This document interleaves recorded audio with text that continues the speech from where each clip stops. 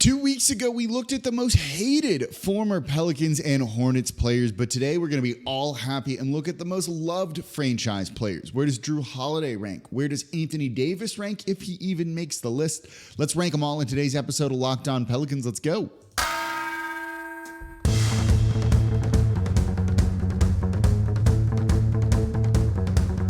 You are Locked On Pelicans, your daily New Orleans Pelicans podcast. Part of the Locked On Podcast Network, your team every day. Welcome to another edition of Locked On Pelicans, the daily podcast covering your favorite team, the New Orleans Pelicans and NBA, part of the Locked On Podcast Network, your team every day, available wherever you get your podcasts and available on YouTube. I'm your host, Pelicans Insider, credential member of the media, Jake Madison, at NOLA Jake on Twitter.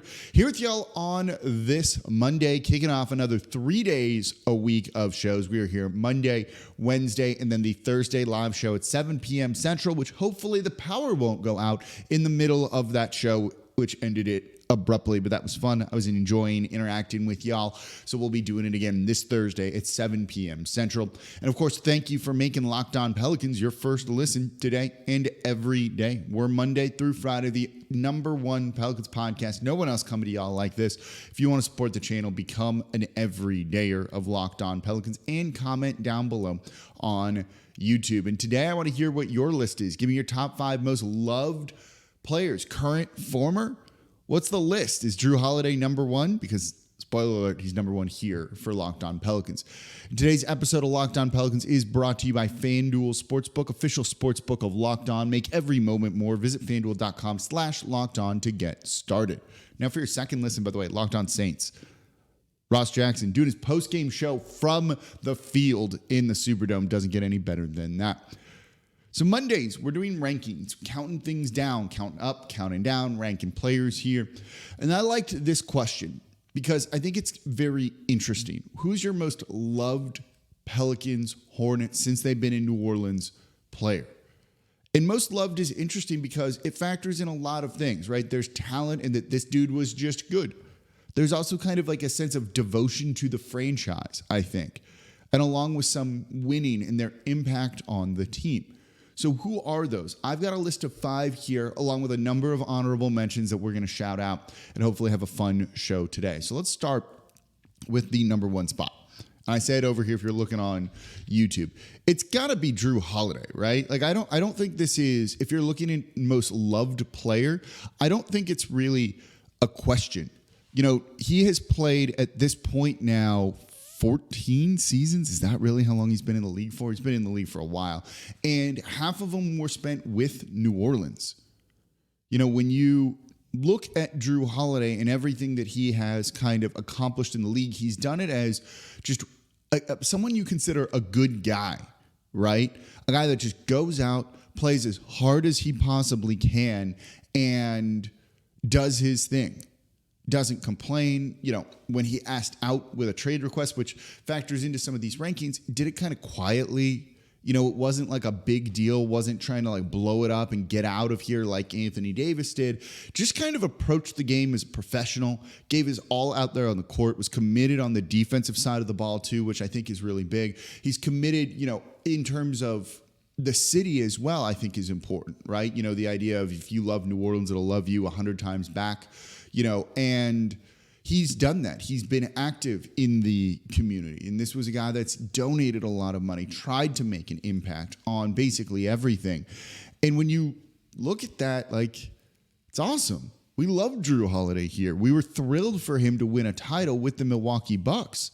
I think everyone was exceptionally excited about that. So for him to have the success that he's had and there to be no hard feelings when he was like, yeah, I think I want to be traded elsewhere, it says something.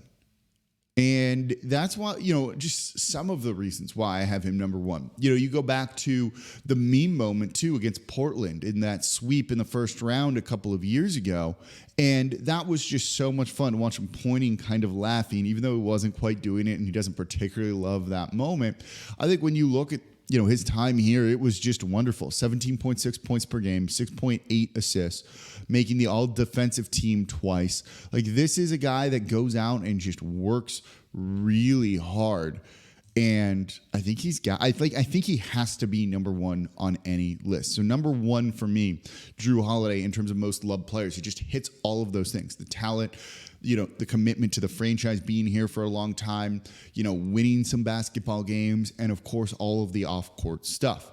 So number two on my list here, also point guard, is Chris Paul. And I think this is one that gets a little bit better as time goes on. His tenure in New Orleans with this franchise, even time spent in Oklahoma City, was just truly something special. Truly something special. This guy was basically an all-star most of the time here out of his first 2 years, led them to some playoff success in the best years that we've seen this franchise arguably have, and still ranks up there in terms of a lot of the franchise, and I got to pull them up. I meant to have those stats up here. A lot of like the high up rankings and everything with the Pelicans. That's what you want to see from this guy. And that's why I think we're the leaders for it as I talk this out. Career leaders. Again, committed to the franchise. His trade request was pretty tame. Said, I'd like to be traded, and it really had to do with the ownership situation. Not so much, he was like, screw this team, I want out. They had just not won a playoff series, but they took the Lakers to 6 games, in which case he had a crazy good triple-double in one of those playoff series. He's third all time on games played for the franchise. This is someone that's just did his thing and realized this wasn't a great situation, and honestly, it wasn't. It was before the Bensons owned the team. They were practicing at the Alario Center, which was a complete joke.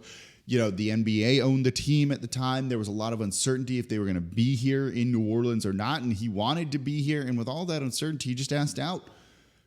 Got a trade to the Lakers. That trade was vetoed, rescinded, however you want to look at it, and then still came back to training camp and acted like a pro when he was gone.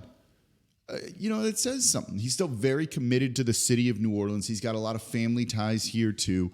I think we can all say, maybe in the immediate aftermath of him leaving, no, you can't be on one of these lists. But now a number of years later, I think at this point, it's okay to say we love you, Chris Paul. And he's done a lot of media tours recently, I think, kind of speaking of his love of the city, of his time here, and those teams that he was on, that 07, 08, 06, 07, those teams were fun. The 07, 08 team was really the good one. So I think he's got to be up there too. Couple of honorable mentions here that people had said. Josh Hart was on there. I agree with that. Just not a long enough tenure to really throw him much higher or be kind of that impactful player like some of the other names that are going to be on this list. Kenrich Williams, Kenny Hustle going out, doing his thing. Yeah, I get it. Each-one Moore, Uncle E out there, who, by the way, Each-one Moore is 7th all-time in games played for this franchise. Think about that one for a minute. He definitely gets on there, just being the good dude, doing his job, all of that. That goes a long way. So coming up next, a teammate of Chris Paul's at number 3 and a current player at number 4. I'll tell you who those are coming up here next in today's episode of Locked On Pelicans. Before we do that, though, today's episode of Locked On Pelicans is brought to you by FanDuel. Football season is about to kick off, and FanDuel is giving you the chance to win all season long. Preseason is already underway. Because right now, when you bet on a Super Bowl winner, the Saints, you can get bonus bets every time they win in the regular season. Did you see how good Derek Carr looked on that opening drive? Because I did, and I am hyped after that. So yes, I am on the black and gold Super Bowl bandwagon right now. So you just pick any team, the Saints, to win the Super Bowl, and you'll get bonus bets for every victory. And you can use your bonus bets on spreads, player props, over-unders, and more. So visit FanDuel.com/lockedon and start earning bonus bets with America's #1 sportsbook. That's FanDuel.com/lockedon. Please gamble responsibly. And thank you for making Locked On Pelicans your first listen today and every day. We're here Monday, Wednesday, live show Thursday. Glad those technical difficulties came at the end. I was without power for a couple of hours. It got hot in here. It was not fun. So I'm glad we got the show done when we did. That was fun. We'll do those until we hit kind of training camp when things kind of get back into the normal rhythm of 5 days a week. But I'm enjoying doing the live shows with y'all Thursday, 7 p.m. Central on YouTube. See you there. Now, for your second listen, go check out Locked On Saints. Become an everydayer of Locked On Saints and Locked On Pelicans, part of the Locked On Podcast Network, your team every day. Ross Jackson breaking down everything black and gold after that win in the first preseason game. I'm pretty hyped after seeing that. They used Kamara properly. He talks about the swing passes and the bubble screens that you saw. That's important. Go listen to Locked On Saints. And today we're looking at the most loved Pelicans/Hornets, basically from when this franchise started right in the beginning. So you don't count the Jazz or anything like that. It's when the Charlotte Hornets moved to New Orleans. That's like new franchise, kind of envision them as an expansion team at that point in time. So number 3 on the list, and I think you could argue he could be 2, but I think Chris Paul is just so good, you can't do it here. So 3 is David West. David West, who, by the way, is the career leader in games played for the New Orleans Pelicans by a good bit. He has 530 games played in New Orleans. Anthony Davis is second, 466. That's a pretty significant difference there. David West also fits just like the consummate professional, right? The guy who just went out and did his job and didn't really make a big deal about anything. Just went out, played ball, was a tough-nosed guy too. So you like that kind of hard-headedness that it felt like he had, a tough guy, all of that. For his time here in New Orleans, 16 points per game, 7.3 rebounds as well. He was good, just like a solid player. 2-time All-Star here in New Orleans, the running mate with Chris Paul. That pick and pop game was absolutely deadly. You love to see just all of the work he did. 8 seasons here in New Orleans. The longevity is there. Was very committed. Those two were, 1A, 1B kind of A and B on that franchise as they were having some of the most success they've ever had, along with Page and some others. There'll be some honorable mentions here, those names. I think David West, just for that tough guy attitude, just really resonated with a lot of folks. You could like the flashiness of Chris Paul, the passing and everything else, but if you were a guy that just like want someone to just go and do work and play tough basketball that maybe you don't quite see, in the NBA as much anymore, David West was that guy, and that's why I think a lot of people are going to have him 1 or 2 on their list. So I'm going to be curious what you think. Let me know in the comments down below on YouTube. Keeping in the same vein as that, just tough-nosed guy that wants to go do his thing, loves basketball, loves getting out there and playing, right? Just doing, like, love of the game and commitment to that. 4 on the list, I'm putting a current player, is Brandon Ingram. I think this is a guy who, when it's all said and done, is going to be right up there with the most loved players. And if he stays in New Orleans, going to go down as arguably one of like their 2-3 best players of all time. He's been here for 4 seasons now, 23.7 points per game, 5.6 rebounds, 5 assists. This is a guy who's been remarkably consistent his time here. That first year when he was an All-Star and won Most Improved Player, 23.8 points per game. Second year here in New Orleans, 23.8 points per game. It's insane. Third year, 22.7. Last year, 24.7 points per game, career high for him. There is something about him that's just kind of drama-free, right?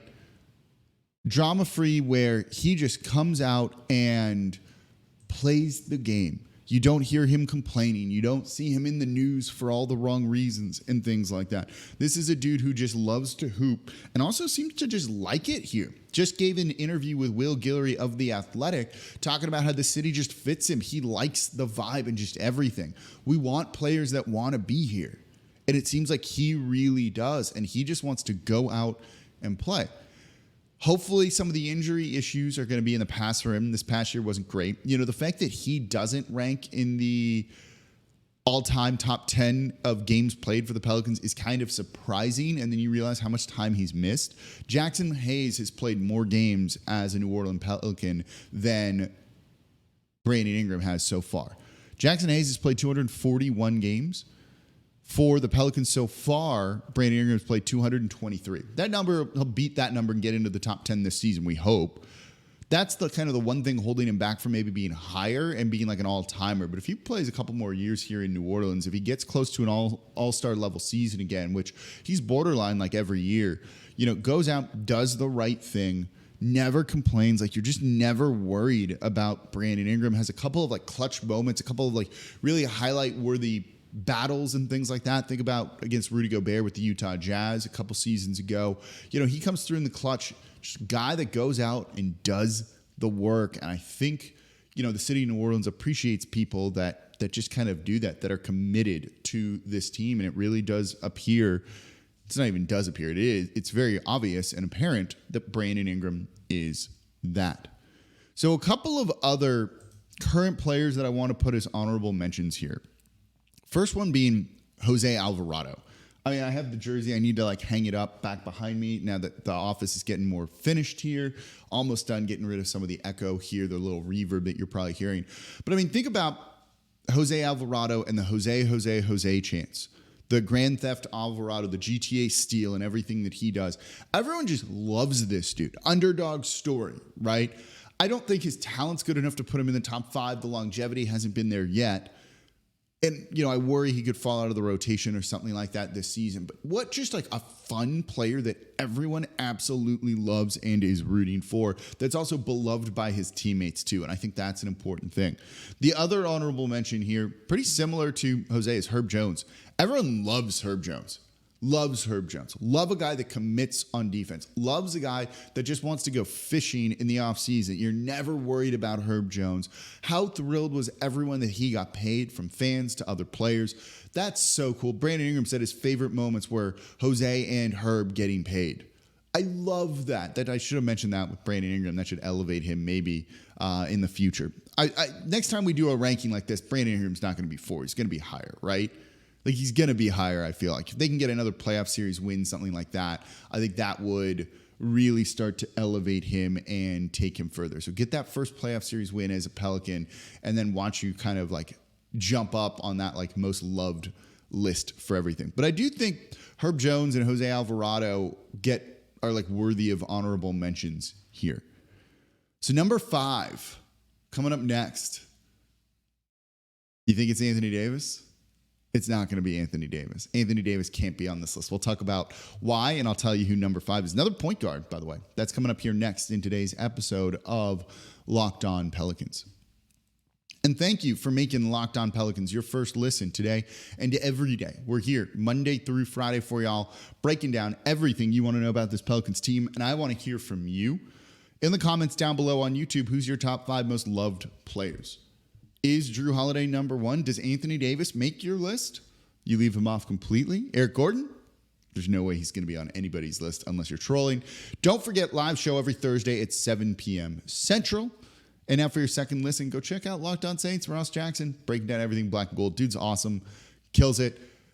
Watch the show immediately after the game. So happy he's part of the Locked On Podcast Network, your team every day. So number 5 on this list, we got one more here. And you try and get eras, I think, in something like this. You want, not just all more recent players. And I think a guy that maybe gets forgotten about because he was here in the absolute beginning is Baron Davis. And he really only had a season and a half here in New Orleans, 2.5 seasons here in New Orleans. But when the franchise moved here and they were trying to just, kind of get their footing, do their thing, he was an important part of that. Basically, it kind of being a bona fide star at that point. He had already had an all-star appearance, made an all-star game here in New Orleans too. When you're looking to really kind of sell a franchise and people on, a team, well, that's a pretty important thing. And they were good their first year here, right? That was a team that was 47-35. They were winning games. And, they lost in the first round. We don't have to talk about that. But Baron Davis was a huge part of that, even if he wasn't, leading the team in scoring and everything, but he was good for his time here. And I think you've got to put him on there just because he was kind of the face of the franchise for the most part when they moved to the city here. And, that second year here, much healthier, 22.9 points per game, wasn't long enough here in New Orleans to really do a ton, but you got to put him on the list for being kind of like the OG group that moved here. Anthony Davis, not on the list. Can't be on the list. The way, maybe with time, but I really don't think it's ever going to happen on a list like this. Best players, different story. We're not doing that today, though. These are kind of much more subjective in your kind of personal opinion. But with the way Anthony Davis burned every single bridge on his way out, you can't have him on this. And it's funny because when that trade request first came through, people understood. One of the listeners, viewers, someone who follows me on Twitter, I met him a couple times. I'm blanking on your Twitter handle, dude. Did the video where it looked like they were going to burn the Anthony Davis jersey, right? We're like, screw you, you want out, I'm going to burn your jersey symbolically. And then it was like, oh, wait, no, thank you, we understand. Like, Dell Demps completely failed you. Like, I don't look back on the Dell Demps era in terms of him with any rose-colored glasses. I see people do that, and I'm like, strongly disagree with that. And it felt like, the franchise had failed Anthony Davis for the most part. And we could have just left it at that. Take your trade when the trade happens, which was going to always be in the offseason, not before the trade deadline, and not kind of do everything he did. That's all, folks, everything else like that. Like, that dude just clearly couldn't wait to leave, and that's truly just like an awful feeling to have. If none of that stuff happens, I think it would have been okay. It would have been traded. Everyone would have been like, yeah, we get it. But he had to just take the most awful approach to try and make that trade happen, and it didn't. He was always going to go to the Lakers, it seemed like. Always going to go to the Lakers. It just wasn't going to happen before the trade deadline that season. And so really killed any sort of goodwill that was there, but I think people understood in the beginning. Couple of other honorable mentions here that I want to throw out there that people said. Jamal Magloire, Big Dog Magloire here, is a great one to have mentioned in there. Just a dude that, played a ton of games. Just solid guy that didn't miss tons and tons of time here for the most part for the first two seasons. Made an all-star game. That was great. You had Jamal Mashburn as well, 21.6 points per game that first season here in New Orleans. Peja Stojakovic, I don't put him on this list for whatever reason. Same with Tyson Chandler. That trade of Chandler for Okafor was kind of sad because of the injuries. Peja, I think of more as like the expiring deal and what could we get for him as opposed to like the player, I guess. But he still was good and on those teams, just not as good as he previously had been with the Sacramento Kings, where he was, like truly kind of like an elite player. But some of those other guys were just kind of like fun to have around. I thought about putting like Marcus Thornton on this list too. There are a couple of others that were like, oh, that was cool. That guy was like fun to have on the team for a period of time. But don't need to be in the top five. Probably still none of these guys that are honorable mentions would even like really crack. Some of them would crack the top 10. Some wouldn't, but we just love them and want to mention their name too. That is certainly part of it. So let me know what your list is. What's your top five? So mine, to recap, we got Jrue Holiday, Chris Paul, David West, Brandon Ingram, and Baron Davis. I'm curious what you think. Let me know in the comments down below. And as always, I'm your host, Jake Madison, at Nola Jake on Twitter. This is the Locked On Pelicans podcast, part of the Locked On Podcast Network, your team every day. We will be back on Wednesday. What if Wednesday? Is there a scenario you've got? We've looked at it. What if they win the title? What if everyone gets hurt? I got another what if, but let me know if there's one that you want to kind of think about here with me. We'll talk some more Team USA later in the week as well, probably during the live show. Going to be a lot of fun, so make sure you're subscribed wherever you get your podcast and on YouTube. Become an everydayer, and if you're an everydayer, let me know in the comments down below on YouTube. I'll see y'all on Wednesday.